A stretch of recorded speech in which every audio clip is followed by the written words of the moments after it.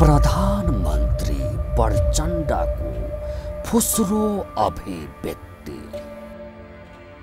फागुन 1 गते सरकारी बिदा केका लागि किन स्वीकार गर्यो राप्रपाले जनयुद्ध दिवस। राप्रपाको सहयोगमा माओवादीले लादेको बिदा विकृति विशेष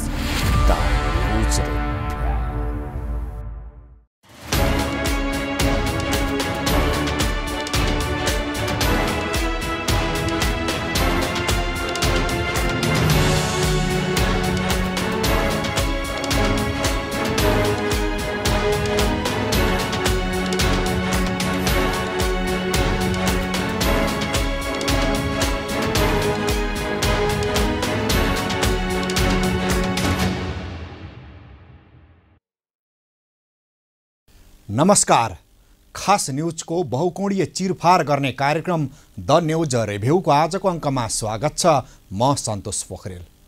दर्शकवृन्द, प्रधानमन्त्री पुष्पकमल दाहाल प्रचण्डले गत मङ्गलबार एक सार्वजनिक कार्यक्रममा बोल्दै सरकारी बिदा कटौती गर्नेबारे छलफल भइरहेको बताउँदा व्यापारी, व्यवसायी तथा किसानहरू निकै खुसी हुनुभएको थियो। फागुन 7 गते प्रजातन्त्र दिवस कसरी मनाउने भन्ने विषयमा बसेको बैठकमा प्रचण्डले यो विषय उठान गर्नुभएको हो। हुन पनि जनअधिकार प्राप्तिका लागि पटक पटक सङ्घर्ष गर्नु परेकाले राजनैतिक पर्वहरू नेपालमा धेरै छन्।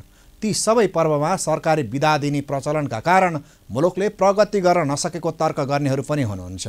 यो तर्क गलत होइन। 104 वर्षको जहानिया राणा शासन ढलेर प्रजातन्त्र स्थापना भएको दिन हो फागुन 7।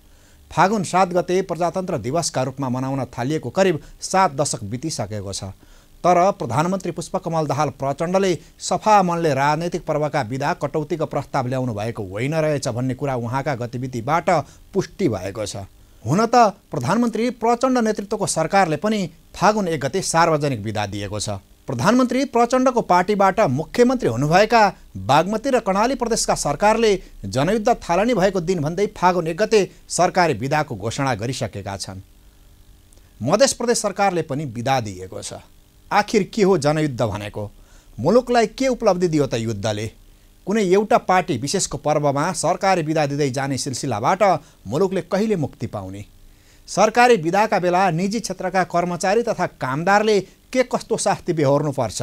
बिदाका बेला श्रमजीवी वर्गको रोजीरोटी के कसरी खोसिने गर्छ?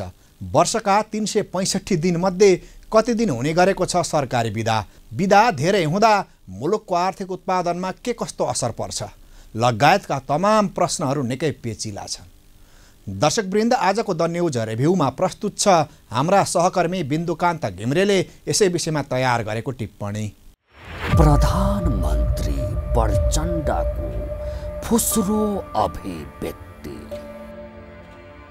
फागुन 1 गते सरकारी बिदा केका लागि किन स्वीकार गर्यो राप्रपाले जनयुद्ध दिवस। राप्रपाको सहयोगमा माओवादीले लादेको बिदा विकृति विशेष। दर्शकवृन्द, चालु आर्थिक वर्ष 2079 का लागि सरकारले बनाएको क्यालेन्डरमा भए बाहेक पनि सरकारले आफू खुसी दिने बिदाहरूको सङ्ख्या निकै ठुलो छ। मुलुकमा सङ्घीय, प्रादेशिक र स्थानीय गरी 3 तहका सरकार छन्। यी 3 तहका सरकारले आफू खुसी बिदा दिँदै आएका छन्। उदाहरणका लागि पुस 27 गते पृथ्वी जयन्तीको बिदा सरकारी क्यालेन्डरमा थिएन। माघ 1 गते पोखरामा विमान दुर्घटनामा परेको भन्दै माघ 2 गते सरकारी बिदा दिइएको थियो। यसै गरी जनयुद्ध दिवस भन्दै फागुन 1 गते पनि बिदा दिइएको छ। यो पनि क्यालेन्डर बाहिरकै हो। दर्शकवृन्द, द न्यूज रिभ्यूको अबको श्रृङ्खलामा प्रस्तुत छ बिदाका नाममा सुरु भएको विकृतिका सन्दर्भमा छोटो चर्चा।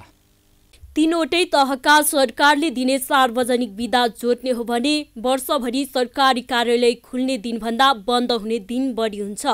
चालु वर्ष 2079 का लागि सङ्घीय सरकारले निर्धारण गरेको बिदाको सूची हेर्ने हो भने चाडपर्व बिदा मात्रै 47 दिन छ।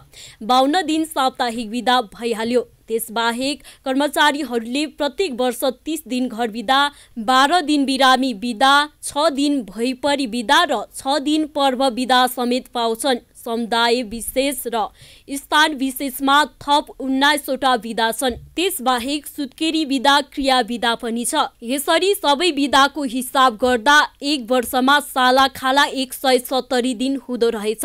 वर्षभरिका 365 दिनमध्ये 170 दिन सरकारी बिदा दिएर मुलुक कसरी उभो लाग्छ? यसबाहेक प्रदेश तथा स्थानीय सरकारहरूले दिने घोषित तथा आकस्मिक बिदाको सङ्ख्या पनि निकै ठुलो छ।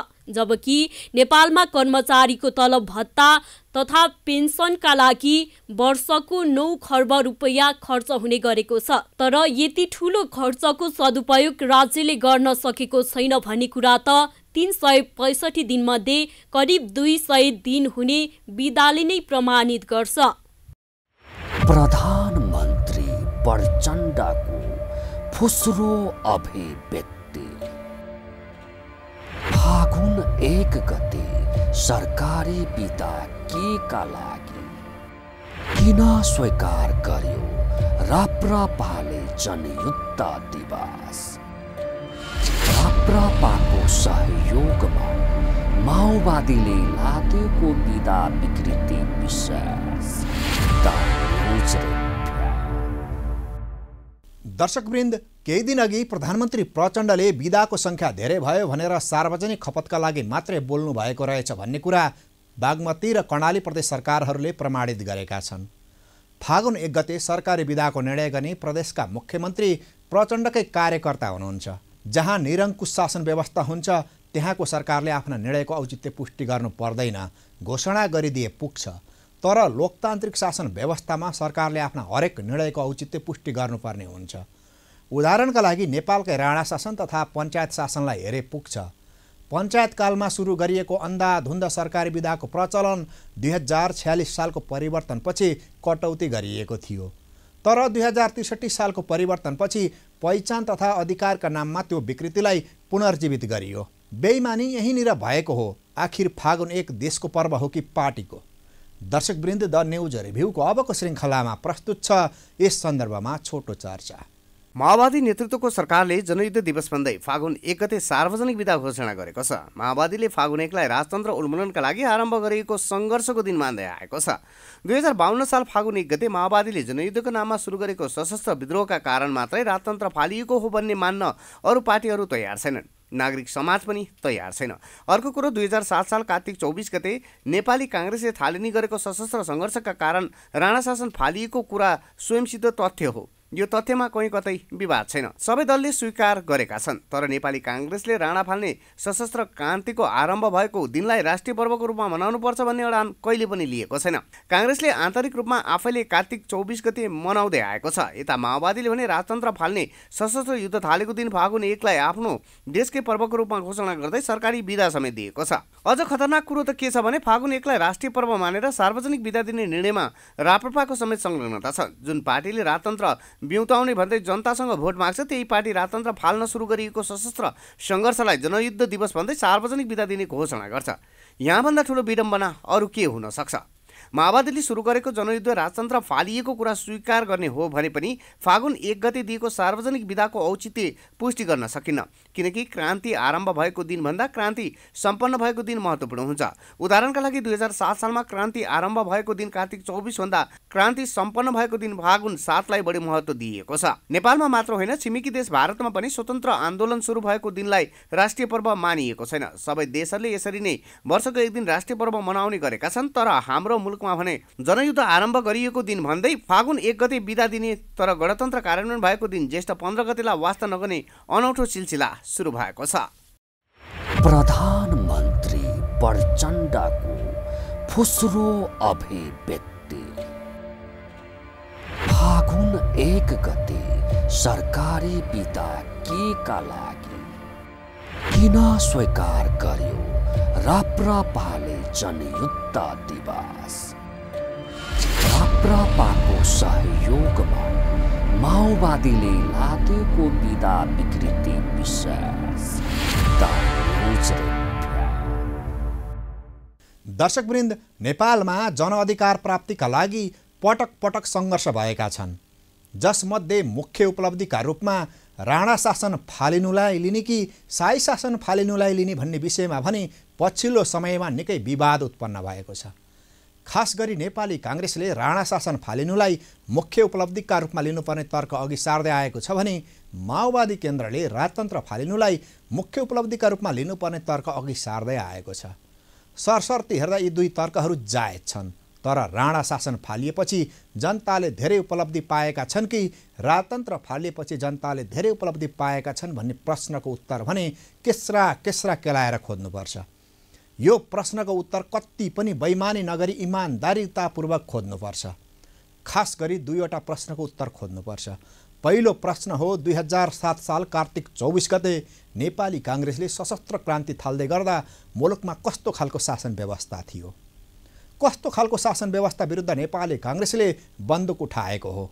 दोस्रो प्रश्न हो, 2052 साल फागुन 1 गते माओवादीले सशस्त्र युद्ध थाल्दै गर्दा मुलुकमा कस्तो खालको शासन व्यवस्था थियो? कस्तो खालको शासन व्यवस्था विरुद्ध माओवादीले बन्दुक उठाएको हो? यस्तो पर्वलाई माओवादी र राजावादी मिलेर जे जसरी राष्ट्रिय पर्वका रूपमा लाद्ने प्रयास गरिरहेका छन्, यसबाट नेपाली जनता सावधान हुन जरुरी छ। दर्शकवृन्द, द न्युज रिभ्यूको अबको श्रृङ्खलामा प्रस्तुत छ फागुन 1 गते सार्वजनिक बिदा दिइने निर्णय कतै प्रतिगामी षड्यन्त्र त होइन भन्ने सन्दर्भमा छोटो चर्चा। 2052 साल फागुन 1 गतेदेखि जनवादी राज्य सत्ता स्थापना गर्ने भन्दै माओवादीले धमाधम सरकारी सुरक्षाकर्मी माग्दै गर्दा किनारामा बसी ताली बजाएर खुसी हुने एउटा जत्था पनि थियो नेपालमा। त्यो जत्थाले आफूलाई राजावादी बनाउने गर्थ्यो, तर राजा वीरेन्द्रप्रति भने अत्यन्त अनुदार थियो। राजदरबारकै अनुदार खेमाले माओवादीलाई सहयोग गरेको सूचना तत्कालीन सरकारले नपाएको होइन।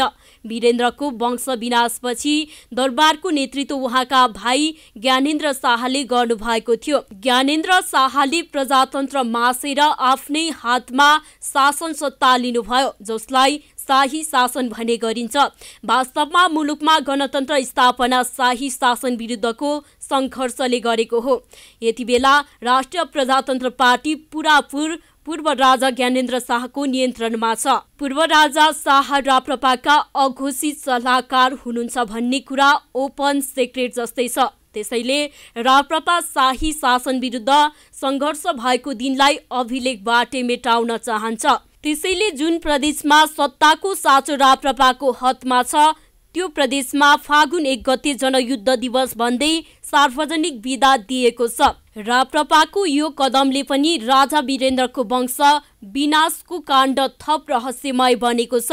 संविधानभित्र बसेका राजा वीरेन्द्रलाई फाल्ने युद्ध आरम्भ गरिएको दिनलाई राष्ट्रिय पर्वका रूपमा मनाउने निर्णयमा उहाँका भाइ ज्ञानेन्द्र शाह अघोषित संरक्षक रहेको पार्टीका मन्त्रीहरू किन सहभागी हुनुभयो? यो प्रश्नको उत्तर राप्रपाले दिनै पर्छ। प्रधानमन्त्री प्रचण्डको फुस्रो अभिव्यक्ति।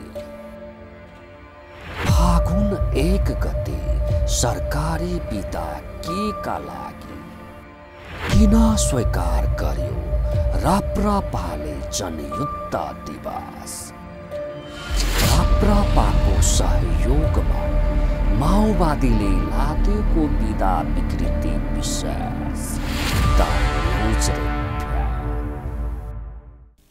दर्शकवृन्द, 2063 सालको परिवर्तनपछि हरेक जाति तथा समुदायका पर्वहरूमा सरकारी बिदा थपियो। देशको कति प्रतिशत जनसङ्ख्याले मनाउने पर्व हो भन्ने हेक्का समेत नराखी धममाधम सार्वजनिक बिदा दिनु कुनै पनि कोणबाट उचित थिएन।